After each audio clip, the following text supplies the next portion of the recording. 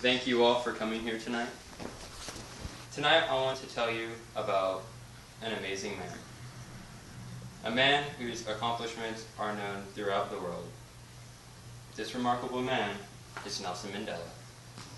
Few men have sacrificed so much, or done so much, for freedom as Nelson Mandela. In the beginning, he didn't sacrifice a lot. In fact, he sacrificed very little. He was just a regular guy. A guy like you or me. Just a regular guy participating in some marches. But this all changed when he became a leader. As he gained a bigger role in the ANC, the African National Congress, he became hunted, banned from social activity, and eventually arrested. As he gained a bigger role in the ANC, he gave up much of his own personal life for his dream. A dream that one day all races would be able to live together in peace as equals. He gave up, as I said, much of his personal life, including 2 marriages and several family members as a result of him being in the movement. In the beginning, Nelson Mandela was friends of 2 men, Walter Sisulu and Gar Radet. These men were organizers of strikes and, in fact, a bus boycott. This said bus boycott is actually the reason why Nelson Mandela joined the ANC in the first place. After joining the ANC, Nelson Mandela formed the ANC Youth League, which brought together all the younger men of the ANC while giving him a vital role. He started making trouble of his own. He made the May Day protest, for instance, a strike that caused half of the black workers to stay home. They continued to do strikes and marches until him and Walter Sisulu decided they needed something bigger. This thing was the Defiance Campaign.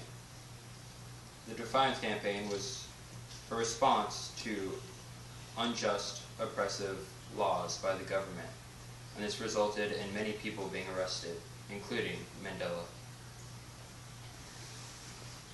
One of Nelson Mandela's friends, Oliver Tambo, opened up the first black law firm with him. This law firm was dedicated to protecting blacks from the unjust laws of the government.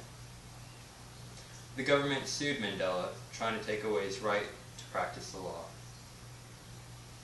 He won the case, but the government did succeed in keeping him in Johannesburg, the city that he was currently in.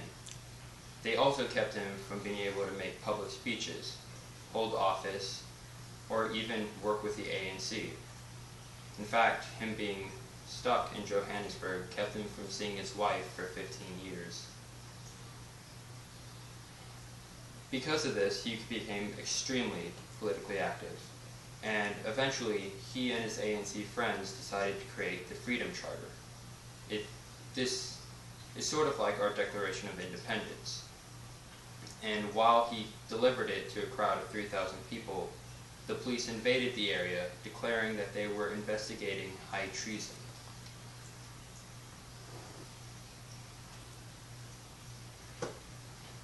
This causes Nelson Mandela and 154 other active leaders to be arrested. During the trial, he stayed politically active, and even though the verdict came back not guilty, this showed that the government was extremely serious about catching Mandela and stopping him. Nelson Mandela had to go underground, and cut off from his friends, he journeyed around the nation getting support for the ANC. He also journeyed around to other nations, including London, and visited his friend Tambo, who had in fact been sent out of the country to do the same. While traveling around, he learned guerrilla warfare from the Algerian freedom fighters, and when in London, he was begged to stay, but he said that a leader belongs with his people, so he came back.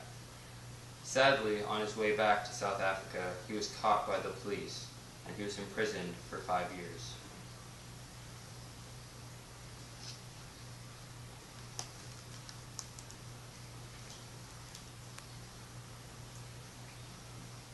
While Nelson Mandela was in jail during his 5-year sentence, an ANC warehouse was raided, revealing the plans of a militant group under Nelson's control. This caused Nelson and his ANC friends to be convicted of high treason and sentenced to life in jail. He stayed in that jail for 27 years. During this time, he was repeatedly offered by the government freedom if only he would order his group to stop the violence that was escalating. He refused, believing that his people's freedom was more important than his own. He did this all for the greater good, and he gave and sacrificed everything for his dream. A dream, once again, that all races would live as equals in peace. He sacrificed his wives and the love of many of his children for this dream. Thank you.